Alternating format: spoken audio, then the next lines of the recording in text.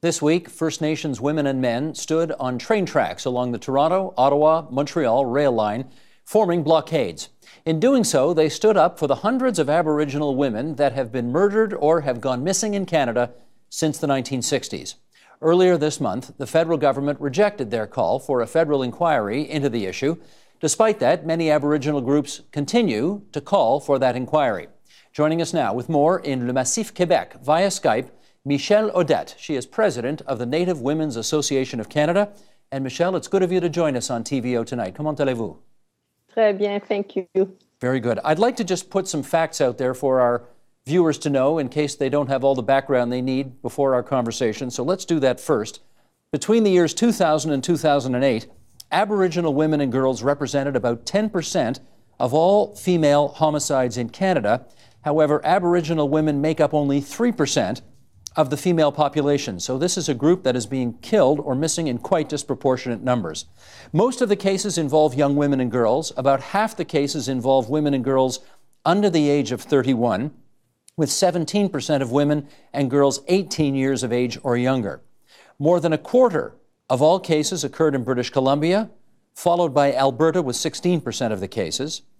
Only about half of these murder cases involving Aboriginal women and girls have led to homicide charges, only about half. And Aboriginal women are almost 3 times more likely to be killed by a stranger than non-Aboriginal women are.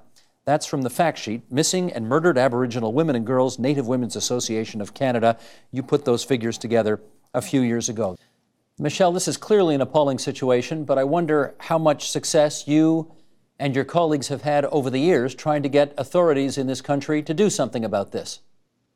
Well, if you look on the point of the federal government, I would say it's a total failure because you have one person or one prime minister who says no, and along of his colleague, of course, I have to say.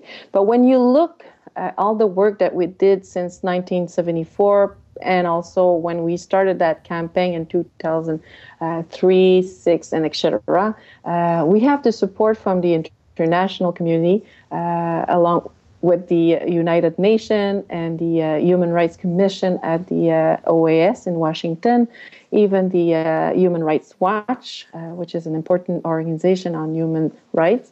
And you have 13 premiers across Canada who support the call for a national public inquiry, of course, along with a national plan of action. So we do have support. And last 2 weeks ago, I would say 2 weeks ago, we presented 28,000 signatures. That is something that is huge for a Canadian petition, an Indigenous petition where Canadian people sign either our petition or the union postcard saying we need to have answers. We need to have justice for our women by having that national public inquiry. So we do have support. Let's just go through some of that. You met with a representative from the United Nations. What happened there? Well, we were supposed to have 15 minutes, but we had half an hour, and we weren't the only organization. We really, really, really appreciate the minutes that we had with him, the time. And at the end of the meeting, we said, if you were able to present during your press conference and your report also one of your recommendations that Canada needs to hold that national public inquiry and have that plan of action, because it's so tragic of what's going on here. It's so obvious that we're treated differently. And it was, I think, the first or the second thing that he mentioned during his first press conference after his tour in Canada. So it was for us a huge, huge, huge moment. Now, earlier this month, the federal government had a special panel look at this, the Special Committee on Violence Against Indigenous Women, and they tabled a report, and there were recommendations in that report, and I would like to know how useful you found those recommendations.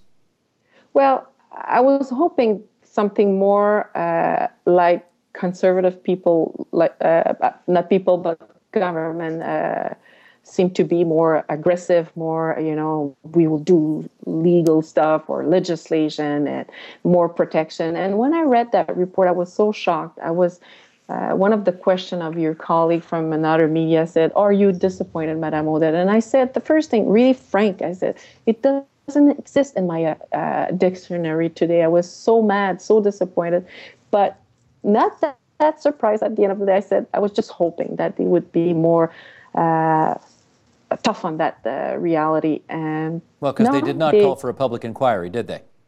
No, but not only that, it's when you read the 16 recommendation, it's so soft. So what we see there, it's either same things that it's already in place in the federal government, some policies or program already there, and we don't see an improvement. We don't even see new legislation or amendment for legislative part. We don't see any creation of programs or improvement programs for services for women in isolated or remote communities or not close to a big city. So there's many things that are missing that we mentioned during those interviews or testimonies. So I was disappointed, I would say, or shocked. Let's just confirm here. You say you've got, am I right, 600 cases of missing or murdered Aboriginal women in this country since the 21st century, basically? Is that right? Well, it's important to say that a research done by NWAC, the Native Women Association of Canada, between 2005 and 2010, we were sadly able to collect 583 names of women and young girls missing or killed between those decades. But of course, we knew that if we were more people at the office, more expert, more researchers, and of course, if we had more time, believe me, we would do probably, we would have more names and more numbers. Probably you heard also about the university research by Pearson, a woman from Ottawa U, who today is presenting a case where a study where there's more than 100 cases. So our numbers are quite the same. We crossed a little bit, examined the names of her studies and research with ours that we keep getting names or following of who's missing and, across Canada. And we have more and more than 600 women. Tell me why you feel a federal inquiry or a public inquiry would be able to find information and investigate better than law enforcement authorities have been able to do so far. Okay, there's many reasons. First of all, we have to say that it's one of the solutions on this crisis in Canada. But it's sad to see that when they try in British Columbia after the Picton case, where in downtown east side of Vancouver, the government decided to have its own commission. So Opal Commission was supposed to bring some recommendation, but at the end of the day, when they present the recommendation, they said it was a total failure, a blatant failure. And because you were an Aboriginal woman, your case weren't treated the same way as a Canadian woman. So why? So it's happening across Canada. It's not only happening in northern British Columbia or downtown Vancouver. It's happening in Labrador. It's happening in PI, in Ontario. It's happening everywhere. But how come numbers are increasing since 2000, 2003? How come there's a bad relationship between the police force and Aboriginal women in some region? How come we don't have proper services, etc.? We know the root cause, but maybe we have, as a society, with the governments, not only the federal, but the provincial, territorial, and our First Nation, Métis, and Inuit government, and the municipality, stop for a while and say, bon, we know there's a problem, a systemic problem, racial problem, all kind of problem. But what can we do to change? And what can we do to make sure that our women will be protected? This inquiry would help to solve some cases, but also will help this country to bring strong solution on the legislative part, on the programs, on the policies and services, and making sure that it's well adapted or culturally adapted for our women. And believe me, it's not an Indigenous women issue. It belongs to you also, to me also as a mother. it costs a lot of money in Canada, the family violence, and we're increasing those dollars.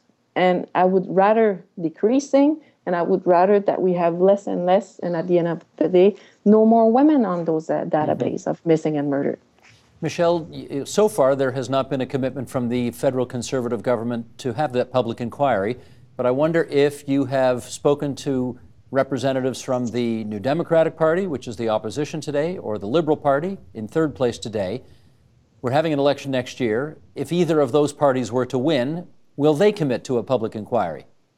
I understand of what they said during the exercise, the work during that committee, when they presented their own descendant, I don't know if it's the right word in English, report after March 7th. Yes, dissenting report. Merci beaucoup. So when they presented it, they were clear that they would do this, or they would go ahead with the national public inquiry. But also, I believe that, sometimes a government can say, or a political party can say something when you're on the opposition, but when you're elected, maybe it's something else. Mm-hmm. So what we decided to do, the Native Women Association of Canada, a month ago, and I know also few chiefs will do the same. I'll let them mention their region or their name or the community that they're representing. But the Native Friendship Center of Canada, probably other groups, we are saying loudly and proudly also, each individual, each citizen of the First Nation communities or Métis or Inuit, I know for the Indigenous women that we work for, we are saying the next federal election will be so crucial for many, many, many reasons, many, many things. And for some of us, we never vote. And this time we should. Because I committed myself this election, I'll make it personal and also professional, that I will vote. Okay. I will vote for a political party who will push for a national public inquiry. We've got just a few minutes left here, and I want to touch on two more things if I can. We shared the numbers at the beginning of this discussion on how Indigenous women, Aboriginal women are killed or are missing in disproportionate numbers to the rest of the population. And I wonder if you could share some theories that you have as to why that is. Racism, discrimination, we are a target. When you look the report, the Human Rights Watch report in British Columbia, where Indigenous women are treated like dogs or raped or beaten by the RCMP. I don't think in Canada we have other Canadian women who are complaining about or denouncing this reality. When you look in Thunder Bay last year, a young woman who got raped by two white men who told her that she wasn't the first and she won't be the last Indian woman, and they did really hate Idle No More. We have cases like that across Canada where because we are Aboriginal women, we are a target. So it's happening here. So for me, it's discrimination, racism. But I want to be clear. Do you think there is systemic racism and discrimination in every police force in the country?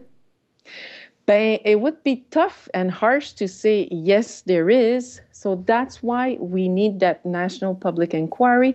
But I strongly believe in each police force, there is good people with good faith, that they will help us to find solutions in order to prevent or stop that kind of reality. Okay. Last question, and that has to do with the blockade that was in eastern Ontario near Napanee, the via passenger train that I guess everybody had to get out of the train. They had to put people on buses to get them to their destinations. What do you think was achieved by those blockades? Well, if you look at a train was stopped and it's people are mad, etc. Yeah, it could be frustrating for those citizens. But maybe for the people who are doing that action, it's the last option. They're so desperate because they lost 30 years ago, 20 years ago, or a month ago, a loved one. And the federal government or the police force or the justice system is not doing anything. Maybe it's their last call to get attention. But I strongly believe that we've been pushing for so many years with lots of energy and lots of passion, that I strongly believe that the next federal election, it's going to change. It's going to change. Michele Audette, the president of the Native Women's Association of Canada, we're grateful you could spend so much time with us on TVO tonight. Merci beaucoup. Merci beaucoup. Thank you so much. Not at all.